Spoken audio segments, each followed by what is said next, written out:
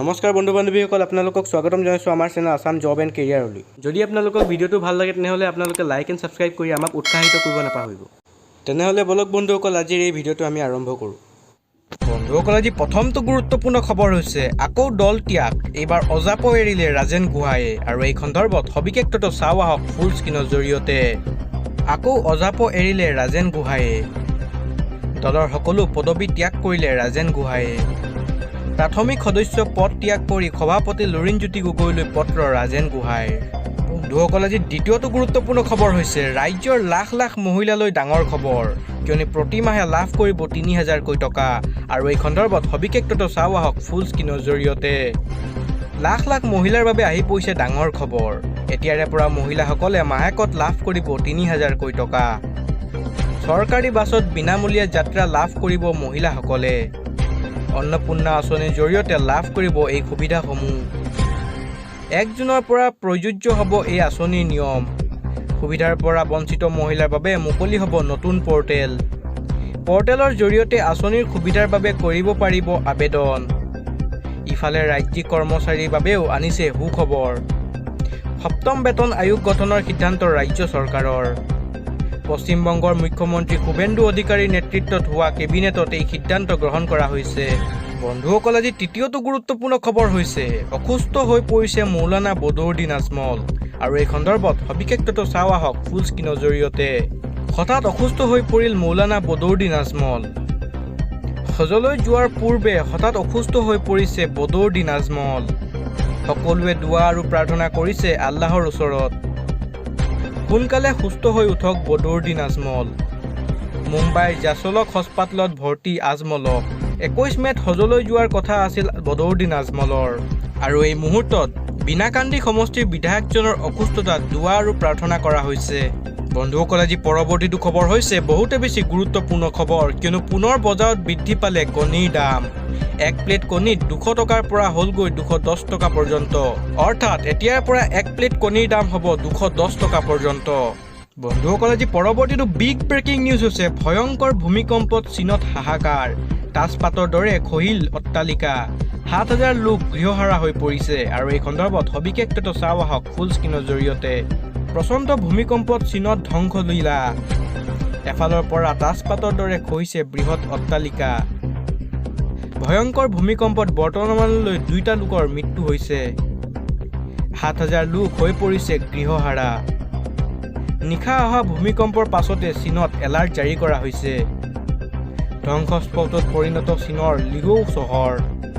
৫.২ প্ৰাবল্যৰ ভূমিকম্পত ১৩টাকৈ অট্টালিকা ভাঙি চুৰমাৰ হৈ পৰিছে। বন্ধুসকল, আজি পৰৱৰ্তীটো গুৰুত্বপূৰ্ণ খবৰ হৈছে ভাৰতীয় মুদ্ৰাৰ পতনৰ প্ৰভাৱ। ভাৰতৰ পৰা বিনিয়োগকাৰীয়ে উলিয়ালে ২৮ কোটিকৈ টকা। আৰু এই সন্দৰ্ভত সবিশেষটো চাওঁ আহক ফুল স্ক্ৰীনৰ জৰিয়তে। ভাৰতীয় টকাৰ মূল্য পতনে গুৰুতৰ প্ৰভাৱ পেলাইছে দেশত। ভাৰতীয় শ্বেয়াৰ বজাৰৰ পৰা বিদেশী বিনিয়োগকাৰীয়ে উলিয়াই নিলে ২৭,০৪৮ কোটি টকা। ২০২৬ বৰ্ষত মুঠ ২.২ লাখ কোটি ধন উলিয়াই নিলে বিদেশী বিনিয়োগকাৰীসকলে। খাৰুৱা তেলৰ মূল্য বৃদ্ধি, মধ্যপ্ৰাচ্যৰ দেশসমূহৰ যুদ্ধৰ বাবে বিনিয়োগকাৰীয়ে উলিয়াই নিছে নিজৰ ধন। আমেৰিকাৰ ডলাৰৰ বিপৰীতে ভাৰতৰ টকা মূল্য পতনৰ বাবেও এই সিদ্ধান্ত লৈছে বিনিয়োগকাৰীসকলে। বন্ধুসকল, এই মুহূৰ্তত ঈদক লৈ আহি পৰিছে বহুতে বেছি গুৰুত্বপূৰ্ণ খবৰ, কিয়নো দেওবাৰে দেখা নগ'ল জোন। ২৭ মে'ত নহয় বকৰীদ। ২৮ মে'ত দেশজুৰি পবিত্ৰ বকৰীদ উদযাপন কৰা হ'ব। ভাৰতত ২৮ মে'তহে উদযাপিত হ'ব পবিত্ৰ বকৰীদ। চন্দ্ৰ দৰ্শন নোহোৱাৰ বাবে বকৰীদৰ তাৰিখ সলনি ২৮ মে' আনুষ্ঠানিক ঘোষণা কৰা হৈছে। ধুল হিজ্জাৰ অৰ্ধচন্দ্ৰ দৰ্শনৰ নিশ্চিত খবৰ নাহাত ইছলামিক সংগঠনৰ ডাঙৰ সিদ্ধান্ত। ৰমজান ঈদৰ ঠিক ২ মাহ ৯ দিনৰ পিছত দেশত পালন কৰা হ'ব ঈদ উল আধা। বন্ধুসকল, আজি পৰৱৰ্তীটো গুৰুত্বপূৰ্ণ খবৰ হৈছে সাৱধান, আহি আছে ইবোলা ভাইৰাছ। ইবোলাৰ ভয়ংকৰ প্ৰাদুৰ্ভাৱক লৈ আতংকিত হৈ পৰিছে বিশ্ববাসী। DRC আৰু ইউগাণ্ডাত ইবোলাৰ ভয়ংকৰ প্ৰাদুৰ্ভাৱ। আৰু বন্ধুসকল, এই পৰ্যন্ত কংগোত মৃত্যু হৈছে ইবোলাত আক্ৰান্ত ৮০জন লোকৰ। ইয়াৰ উপৰিও ডেমক্ৰেটিক ৰিপাব্লিক অৱ কংগোত আক্ৰান্ত ২৪৬ গৰাকীকৈ লোক। DRCৰ প্ৰতিবেশী ৰাষ্ট্ৰ ইউগাণ্ডাতো আক্ৰান্ত ২জন আৰু মৃত্যু হৈছে এজনৰ। ইবোলাৰ প্ৰাদুৰ্ভাৱক লৈ বিশ্ব স্বাস্থ্য সংস্থা WHOৰ সতৰ্কবাণী। প্ৰতিবেশী আন ৰাষ্ট্ৰসমূহক সতৰ্ক হৈ থাকিবলৈ আহ্বান WHOৰ। সতৰ্ক নহ'লে প্ৰতিবেশী ৰাষ্ট্ৰলৈ এই ৰোগ সংক্ৰমণৰ সম্ভাৱনা আছে। ইবোলা ভাইৰাছৰ প্ৰতিষেধক এই পৰ্যন্ত হোৱা নাই আৱিষ্কাৰ। জন্তুৰ পৰা মানুহলৈ সংক্ৰমণ হয় ইবোলা ভাইৰাছৰ। DRC আৰু ইউগাণ্ডাৰ দুৰ্যোগ ব্যৱস্থাপনাৰ বাবে সাজু থাকিবলৈ আহ্বান।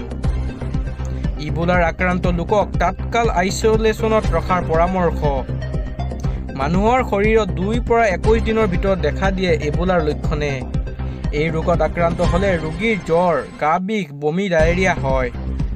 আক্ৰান্তৰ সংস্পৰ্শলৈ আহিলে আন লোকো হ'ব পাৰে আক্ৰান্ত। আক্ৰান্তৰ শৌচ প্ৰস্তাৱ, তেজ, বমি স্পৰ্শ কৰিলেও হ'ব পাৰে সংক্ৰমণ। কংগো আৰু ইউগাণ্ডাৰ প্ৰতিবেশন ৰাষ্ট্ৰক সীমান্তত পৰীক্ষণৰ ব্যৱস্থা কৰিবলৈ আহ্বান। বন্ধুসকল, আজি পৰৱৰ্তীটো গুৰুত্বপূৰ্ণ খবৰ হৈছে মুখ্যমন্ত্ৰী হিমন্ত বিশ্ব শৰ্মাৰ বিৰুদ্ধে আপত্তিজনক ভিডিঅ', আৰক্ষীৰ জালত চিপুল মজুমদাৰ। আৰু এই সন্দৰ্ভত সবিশেষ তথ্য চাওঁ আহক ফুল স্ক্ৰীনৰ জৰিয়তে। মুখ্যমন্ত্ৰী হিমন্ত বিশ্ব শৰ্মাৰ বিৰুদ্ধে পুনৰ আপত্তিজনক কাণ্ড এজন যুৱকৰ। সামাজিক মাধ্যমত মুখ্যমন্ত্ৰীৰ বিৰুদ্ধে আপত্তিজনক ভিডিঅ' প্ৰস্তুত। এইবাৰ বহিৰাজ্যৰ কণ্টেণ্ট ক্ৰিয়েটৰ মুখ্যমন্ত্ৰীৰ বিৰুদ্ধে কৰিলে নিকষ। ত্ৰিপুৰাত আৰক্ষীৰ জালত কণ্টেণ্ট ক্ৰিয়েটৰ চিপুল মজুমদাৰ। আপত্তিজনক ভিডিঅ' প্ৰস্তুত কৰি সামাজিক মাধ্যমত ভাইৰেল কৰিছিল যুৱকজনে। দক্ষিণ ত্ৰিপুৰাৰ শান্তি বজাৰৰ পৰা আৰক্ষীৰ জালত পৰিল চিপুল। কোনো অভিসন্ধাৰে ভিডিঅ' প্ৰস্তুত কৰা নাছিল বুলি স্বীকাৰোক্তি যুৱকজনৰ। থানাৰ ভিতৰত আঁঠুকাঢ়ি ভুল স্বীকাৰ চিপুলৰ। আজি পৰৱৰ্তীটো গুৰুত্বপূৰ্ণ খবৰ হৈছে বন্ধুসকল, ভাৰতীয় অৰ্থনীতিত মোক্ষম আঘাত। ডলাৰৰ বিপৰীতে পতন ভাৰতীয় টকাৰ। $1 মূল্য হ'লগৈ 96.43 টকা। আৰু এই সন্দৰ্ভত সবিশেষ তথ্য চাওঁ আহক ফুল স্ক্ৰীনৰ জৰিয়তে। দেশৰ অৰ্থনীতিলৈ অতি উদ্বেগজনক খবৰ। ডলাৰৰ বিপৰীতে পতন ভাৰতীয় টকাৰ। $1 মূল্য হ'লগৈ 96.43 টকা। ভূ ৰাজনৈতিক অস্থিৰতা আৰু আন্তঃৰাষ্ট্ৰীয় বজাৰৰ হেঁচাত বিপৰ্যস্ত ভাৰতীয় মুদ্ৰা। ডলাৰৰ বিপৰীতে ভাৰতীয় টকাৰ পুনৰ খহনীয়া। মঙলবাৰে বজাৰ মুকলি হোৱাৰ লগে লগেই টকাৰ মূল্যত মাৰাত্মক পতন। প্ৰাৰম্ভিক ব্যৱসায় আমেৰিকান ডলাৰৰ তুলনাত 18 পইচা খহিল ভাৰতীয় টকা। $1 আমেৰিকান ডলাৰৰ মূল্য হ'লগৈ 96.43 টকা। ভাৰতীয় মুদ্ৰাৰ ইতিহাসত এয়া অভূতপূৰ্ব আৰু সবলকৰণৰ নিম্নগামী ৰেকৰ্ড। গোলকীয় বজাৰৰ খামখেয়ালিৰ বাবেই ক্ৰমাৎ দুৰ্বল হৈ পৰিছে ভাৰতীয় টকা। আন্তঃৰাষ্ট্ৰীয় বজাৰত খাৰুৱা তেলৰ মূল্য প্ৰতি বেৰেলত $100 ওপৰত স্থিৰ। তেল আমদানিৰ বাবে ডলাৰত বৃহৎ ধন পৰিশোধ, যাৰ বাবে দেশৰ বৈদেশিক মুদ্ৰাৰ ভঁৰালত তীব্ৰ হেঁচা পৰিছে। টকাৰ খহনীয়াৰ প্ৰভাৱ কেৱল শ্বেয়াৰ বজাৰতে সীমাবদ্ধ নাথাকে। পোনপটীয়া কোব পৰিব সাধাৰণ গ্ৰাহকৰ ওপৰত। বিদেশী ইলেক্ট্ৰনিক্স সঁজুলি, যন্ত্ৰপাতি আৰু অপৰিশোধক তেল আমদানি খৰচ বহুখিনি বৃদ্ধি পাব।